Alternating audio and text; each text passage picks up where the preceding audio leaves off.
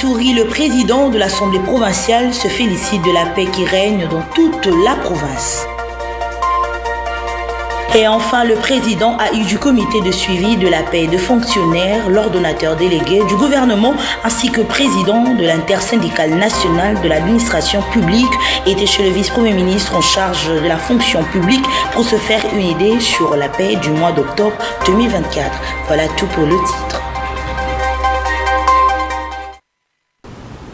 Il est l'heure de vous informer. Messieurs et dames, bienvenue à la grande édition du journal sur la chaîne de l'éducation. Place au développement de titres. Pas de reprise de cours dans le sous-secteur de l'éducation nationale. Malgré l'appel du syndicat des enseignants du Congo, les constats étaient faits dans plusieurs écoles de la capitale. Nous y reviendrons dans nos prochaines éditions.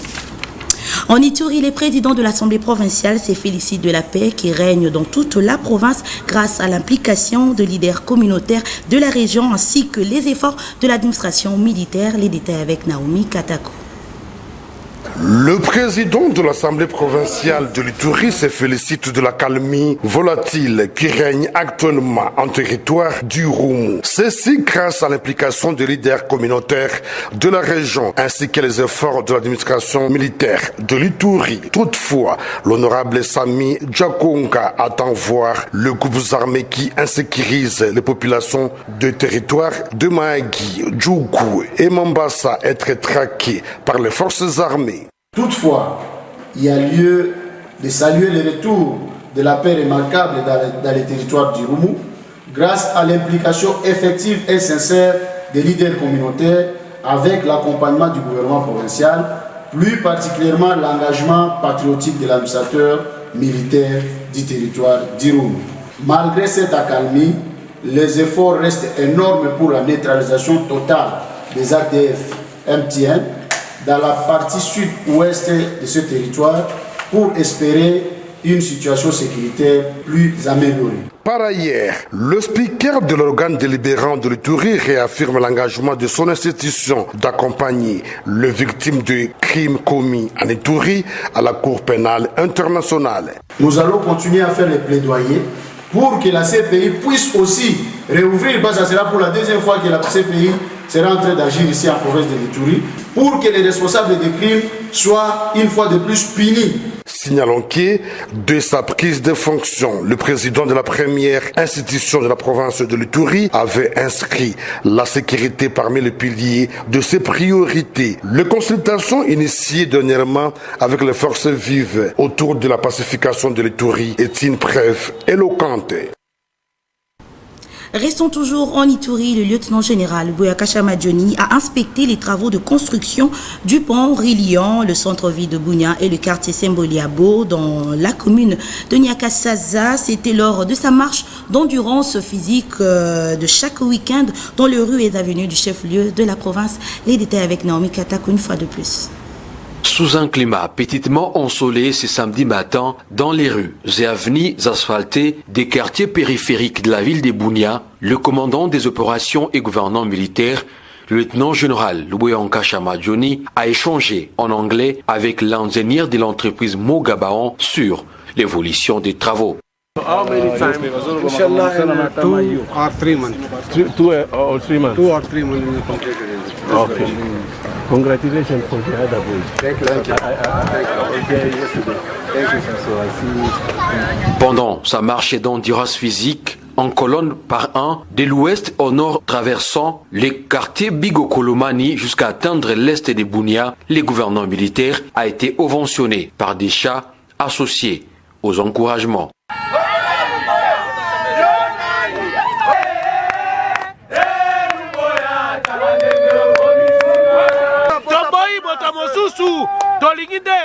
Gouverneur et soldat fa de la biso awa nakati na Ituri lelo tozaka de la Kunda tozaka de la Mwanga tozaka de la Mungwalu tozaka de Mabanga à travers papa wana batika ya fanda na ye afanda na ye libera na libera lelo tozozo kutro à travers papa oyo aza moto tevera pemba boke komi kitoko to sepeli abandi tola Ituri te tomoko tobo mamboka gayo. Entre-temps, les vieilles femmes qui se sont retrouvées sur son chemin ont tout simplement béni les premiers citoyens de la province pour le travail de sécurité et du développement réalisé dans leur province. Vous êtes Solomon. Solomon alobaki bohenanani na nzambe. Pesanga sagesse. Son engagement et dévouement à la patrie ainsi que sa gestion orthodoxe de la chose publique et pour l'intérêt général des Lituriens à cette période de l'état des sièges fait du lieutenant-général Louis-Anka Chamadjoni le premier gouverneur ayant créé et cimenté l'espoir et restauré la confiance entre gouvernants et gouvernés, sans oublier les autorités politico-militaires incarnant ainsi la vision du chef de l'État, Félix Tshisekedi Tshilombo. C'était au cours du forum Rebranding Africa tenu à Bruxelles où la chef du gouvernement Judith Suminwa est revenue sur la position de son gouvernement pour le retour de la paix dans la partie est de la République démocratique du Congo. Elle est au micro de Julia Mwamba. Nous avons aujourd'hui une stratégie de dire nous montons en puissance notre armée pour défendre notre pays.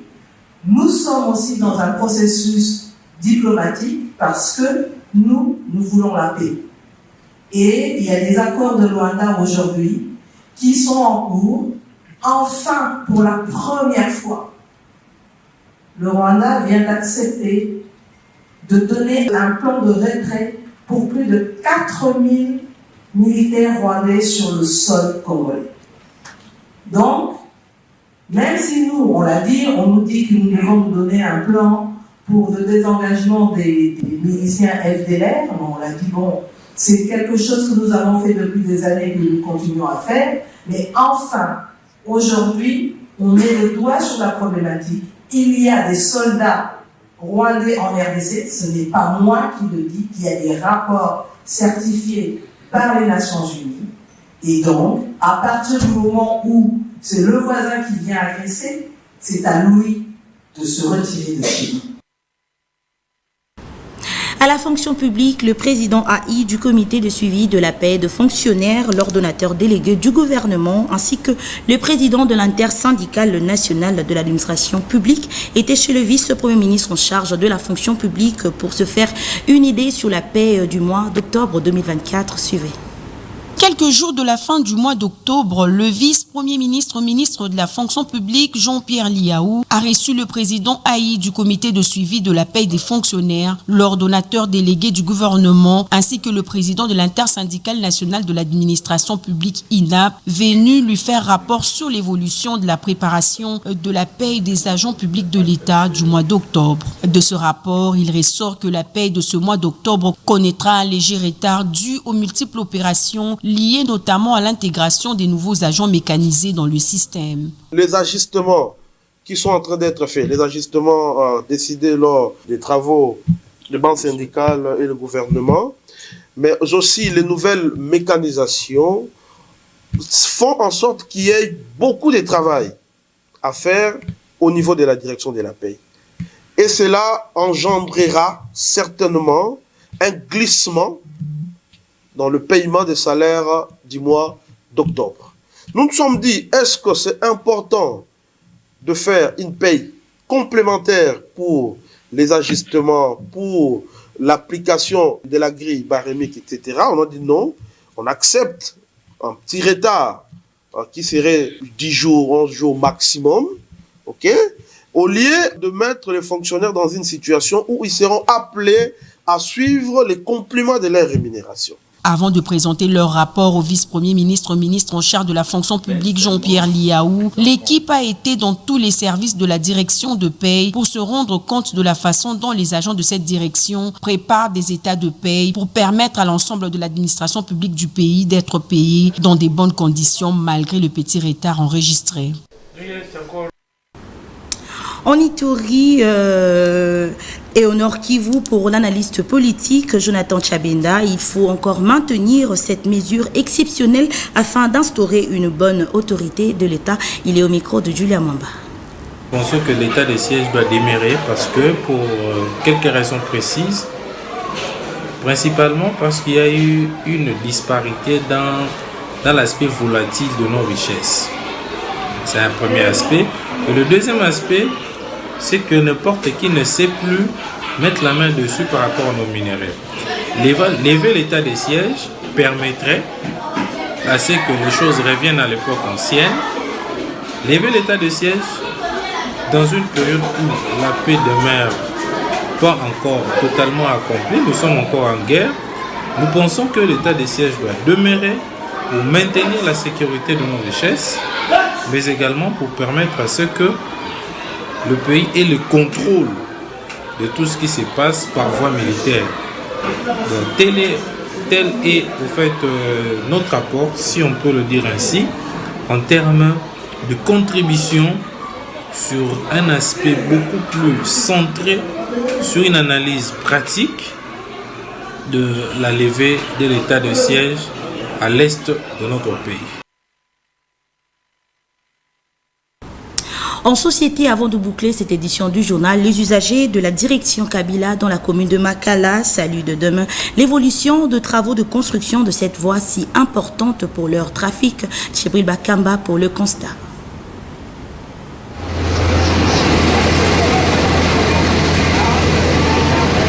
Les habitants de la commune de Makala, précisément au quartier Kabila, dans sa direction qui porte le même nom, bénéficient d'une nouvelle infrastructure routière dans le cadre du projet Kin et Zobonga. Une route principale qui va de Kikwit jusqu'à Bypass, le travaux évolue avec satisfaction et salué par la population. Vraiment, merci pour mes salles de Tambola. Nous sommes à Gaga, Zambaba de la Bango Nyoso, après ça va au Makashi. Pour passer à mes salles, pour Moussala, il y a des bas au Salam de la Moussala Moutomote. Moussala Mboke de la Moussala Batunyoso. Vraiment, pour nous, à Pambola, on est sur la forme, mais thème qu'on a au Salam Sala, et on sait la paix bateau. On est là, Mingi va au Sepela. On va au Sepela, c'est Madame Dambo. Pour la première fois, Makadame est dans la direction. Ils sont au Botamia, on a Félix Kipouitia, on a Poliawa. Vraiment, développement est dans ma lampe. Les Massali Boto Sepeli, qui moins appelle Salama, Père Gondo Marie Anzela, Wananzela, et à mort comme Kumba Bébé. Il fallait ça m'appeler l'État, Aza Okura, et Bakambouana. Au Sepeli, Masala Moussala, les autres qui sont normales. Papa Nzanyon, Sotina, Ropenga Bekoma. Tous ces Pelanzela et Makala, tous à la normale. Nisalo, Kitoko, ceci na biso na bacha na makalo zaye to leli mingi pona marambami ya nzela so diko nzela ya biso moko bonena la direction Kabila tira direction Kimonza to zela ko pena ya trop le roi peut ba continuer biso gouvernement provincial na gouvernement central na ne ba yoka ko la biso yango ba lancer nzela oyo ya Kabila na Kimonza. Il faut noter que les usagers de cette route sont émus de joie et félicitent cette belle initiative du gouverneur.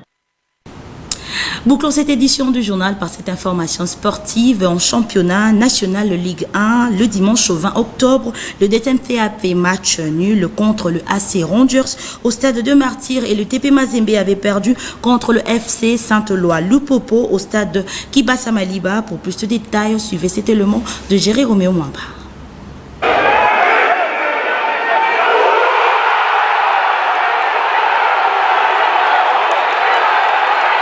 Le grand club ne meurt jamais, dit-on, mais il y en a ceux qui sont malades.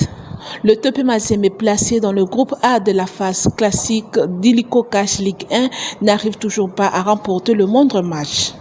Après 3 journées déjà, il se retrouve à la zone des relégations avec des petits points à l'issue de sa défaite de 1-0 contre l'FC Saint-Éloi Lupopo le 20 octobre au stade Kibasa Maliba après 5 ans d'invincibilité.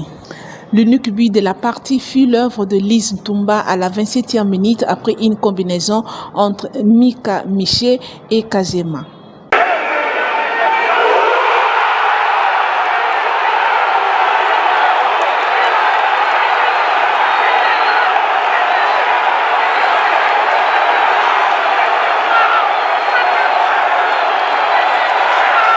Pareil pour le 2MP logé dans le groupe B qui a raté l'occasion de se relancer dans le championnat en se faisant accrocher de 1 but partout par AC Rangers dans la même journée du 20 octobre au stade de Martyrs de la Pentecôte qui n'encaisse que 3 points sur le 12 possible.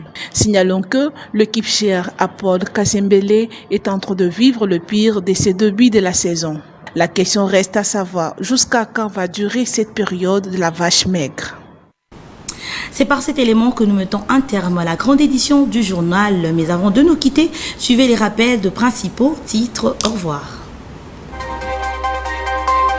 Vous avez suivi dans ce journal, en Ituri, le président de l'Assemblée provinciale se félicite de la paix qui règne dans toute la province. Et à la fonction publique, le président AI du comité de suivi de la paie de fonctionnaires, l'ordonnateur délégué du gouvernement ainsi que le président de l'intersyndicale nationale de l'administration publique étaient chez le vice-premier ministre en charge de la fonction publique pour se faire une idée sur la paie du mois d'octobre.